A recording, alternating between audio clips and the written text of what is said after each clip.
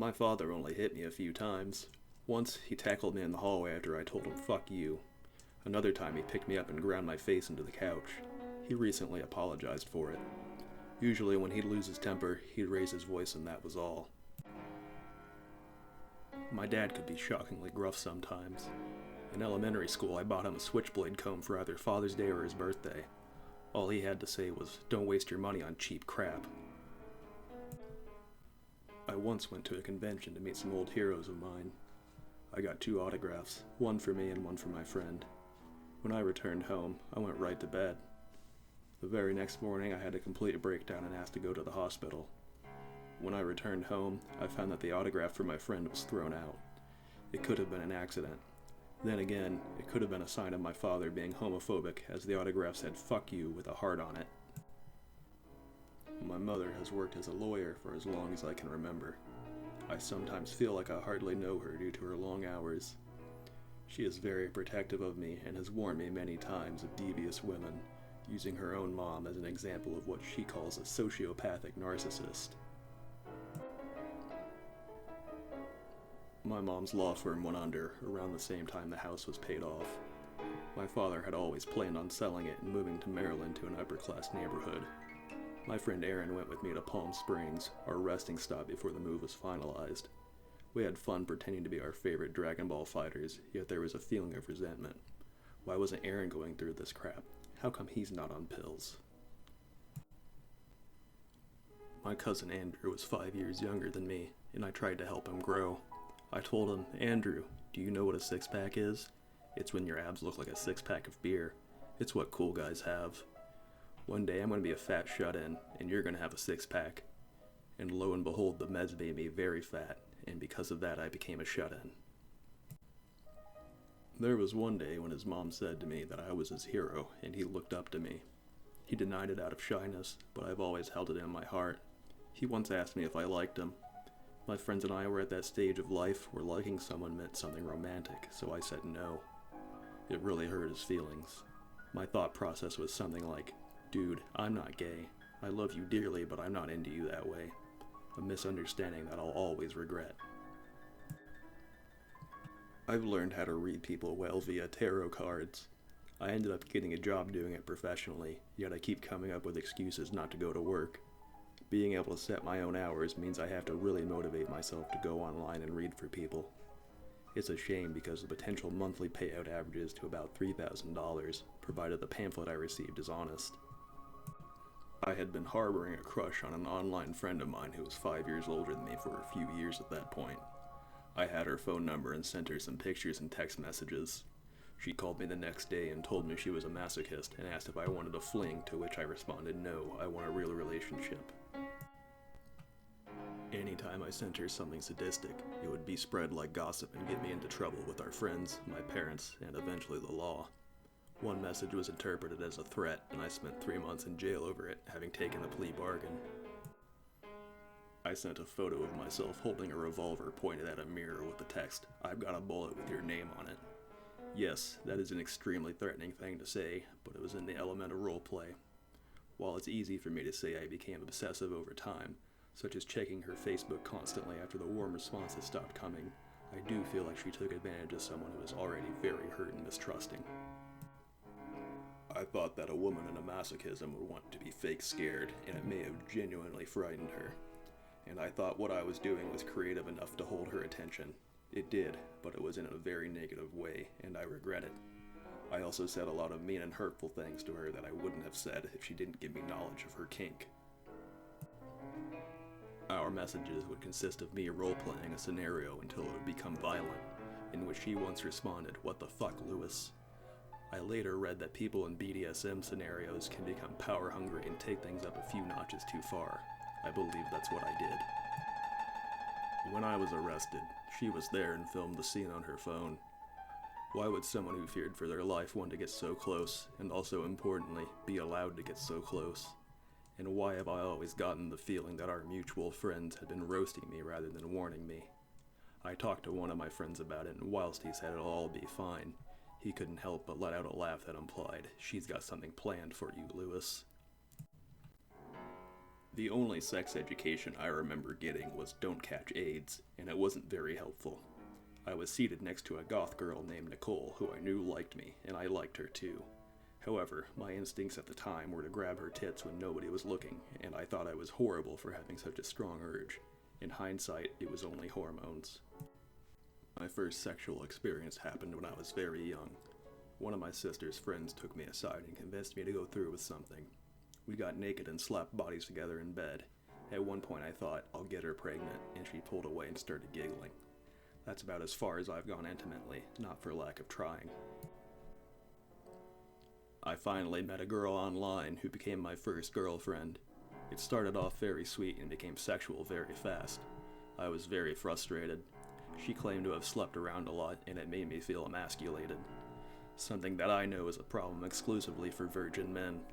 She had initially said she liked men that she could work on like a project, and meekly stated that there wasn't much she could do for me in that regard. I ended up going to a high-end escort. It was either a complete waste of money or the most valuable lesson I've ever received. I rented a hotel, paid for an hour, and to paraphrase I told her, I'm still a virgin and I want to at least get my dick sucked. Her eyes went wide and she said sex for money is illegal and I only go on dates. The date lasted about 10 minutes before I told her off. I've also always had a hypersensitivity to certain sounds, mainly that of the letter P. The word people and prepared are strong sexual triggers. Often when I hear them, I'll silently mouth the words to myself in a more neutral sounding way to settle down, and it can be followed by growls if I hear the sounds too many times in a row. The threats of self-harm became much more real. I genuinely considered suicide as I looked out to the window and imagined myself splattered on the sidewalk. Tantrums went from raising my voice to adding curse words to slamming doors. My doctors diagnosed me with bipolar disorder and prescribed me Risperdal. This caused me to gain about 60 pounds in a couple of months and grow breast tissue. In Maryland, my parents tried to put me in a private school for 8th grade. 2 of them, in fact. Whatever was going on before regarding my mental health was still there, only I now had a rocking pair of tits to boot. I lost a lot of weight, but the tits stuck around. I even bought some sort of snake oil to rub into my chest to remove them. When that didn't work, I talked to my parents about getting them removed surgically, and they told me they didn't think anything was wrong.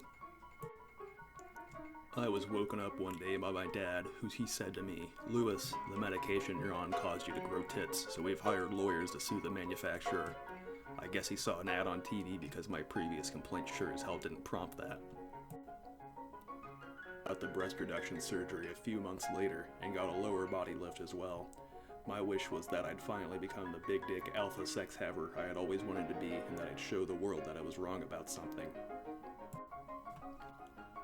After the surgery, I was convinced that I'd finally get laid, and that it would be extremely easy as I looked good and had an entertaining story to go with it.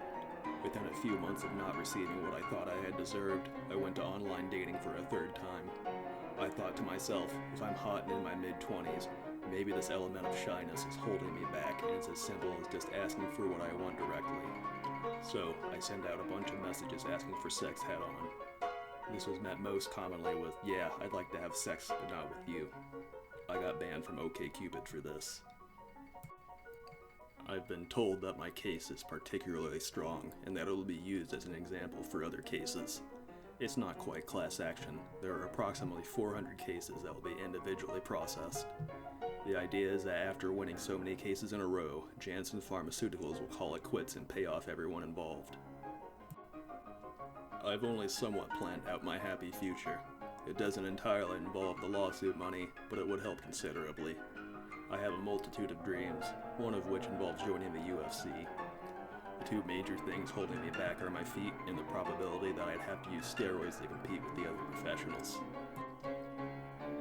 I have an intense phobia of slugs and snails. One time I imagined a typical gray snail and yelped out to relieve myself. I used to have a tank of them. I had never actually collected a single one of the creatures.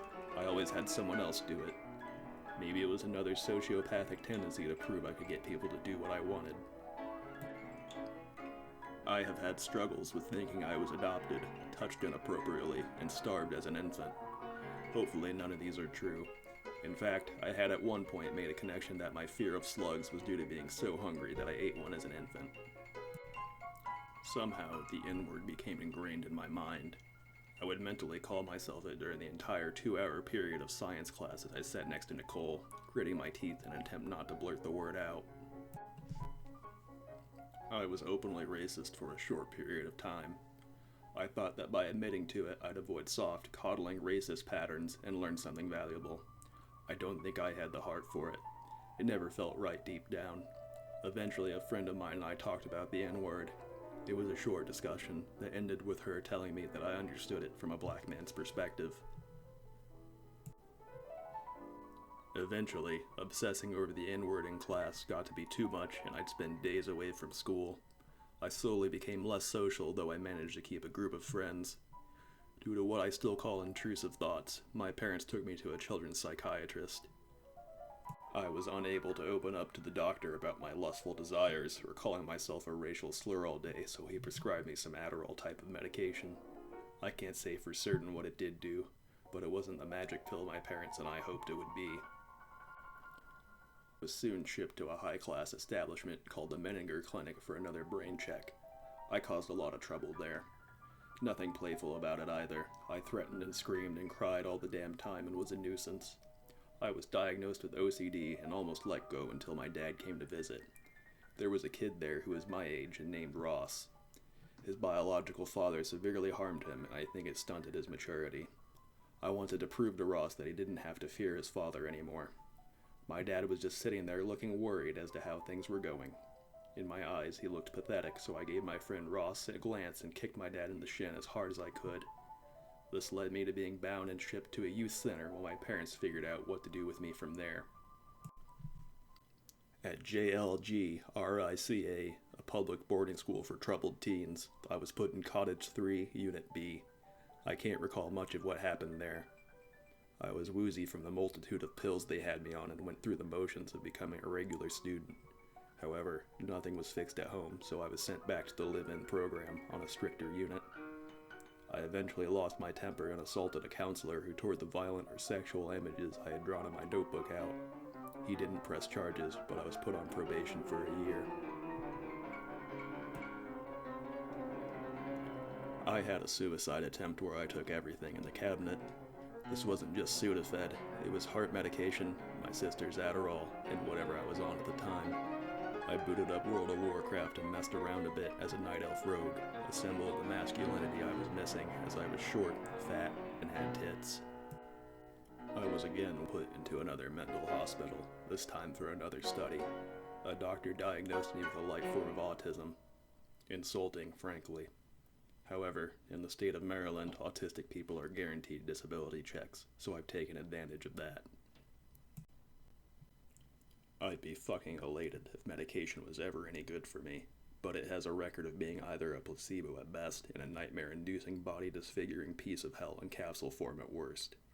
When I turned my mom's suggestion of more pills down, she suggested electric shock therapy, a line I'm not willing to cross. They both are holding on to a huge sunk cost fallacy regarding my psychiatric help. I was diagnosed with PTSD recently due to sexual abuse. I don't want to believe it. I'm not sure if I'm in denial or if I told the wrong person some very troubling mental issues that she mistook for signs of abuse. This diagnosis happened at a time where I was having schizophrenic episodes. For example, I thought someone I knew had been murdered. I later checked up on them, and they were perfectly safe.